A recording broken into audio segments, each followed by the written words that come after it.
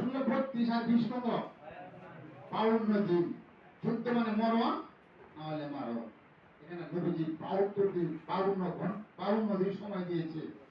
তা আমরা তো দিনের জন্য, কোরআনের জন্য, আল্লাহর জন্য, দিন কায়েমের জন্য 72 ঘন্টা সময় দিতে রাজি না, ঠিক না বেঠি? এই জন্য যুবক ভাইয়েরা, আপনারা এখানে বিভিন্ন রকমের আলোচনা শুনবো। পুরানের কথাই বলছেন, নবীজি যুবক বয়সে একটা সংগঠন করেছে হিজবুল হুজুর। এই সংগঠনের মাধ্যমে ইসলামকে জয় করতে হবে। আমাদের আশেপাশে কোটি কোটি মানুষ, লক্ষ লক্ষ মানুষ গুনার কাজের সাথে জড়িত। গুনার কাজ করা মানে কি? নামাজ না পড়া মানে কি? জাহান্নাম, ঠিক না বেঠি? নামাজ না পড়া মানে কি?